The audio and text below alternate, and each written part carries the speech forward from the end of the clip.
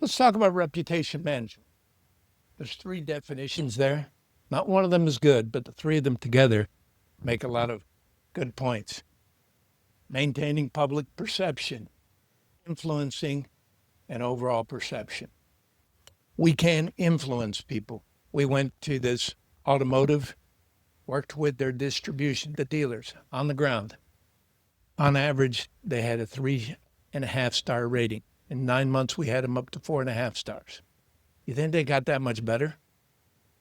No, we worked with them on when to ask. Every industry has that golden moment when you love me. And that's when I'm going to ask you for a review. Not when you're mad at me, not when you've had a problem.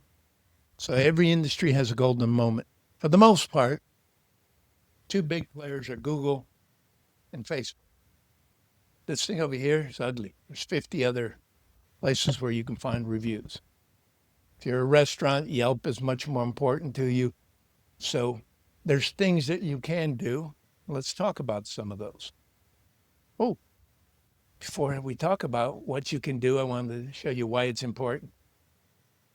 72% of people say online reviews influence them as much as family and friends. And look at everything else. Look at that, our advertising. It's a question of credibility. Right? If we look online and we see 5,000 reviews and they got a 4.9 stars, we're going, they're there.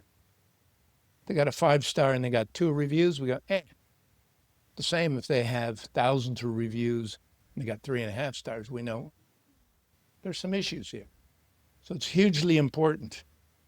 So what can we do? This is the pure basics in reputation management. That project in Latin America, we actually hired reputation.com to do the work. And then after a year, we decided it was way too much money to push on a local business. And we developed our own process and had very little drop off. Because the process we developed had these 5 key elements. We claimed everything. Everybody here on their Google My Business page, make sure it's up to date with the products you offer, the hours, that it is spot on. It is very critical to Google. They like their own page. And if you post stuff, because you can post on it just like any other social media, Google likes it a lot too, so it helps your SEO. You got to monitor what's going on. As I said earlier, ask for that review. If you own a restaurant and somebody wants to compliment the chef, do you think we ought to ask them for a review? Or if somebody says, I love this wait staff, the individual on the wait staff, should we ask them for a review? Absolutely. This is where it gets tricky. You want to answer reviews, 100% of negatives. You want to take negative reviews offline as quickly as possible. Jess, I'm going to pick it. Jess is a jerk. So she wants to just fight with me in an online forum. I'm not going to engage. I will say, sorry that we disappointed you. Please contact me at this number.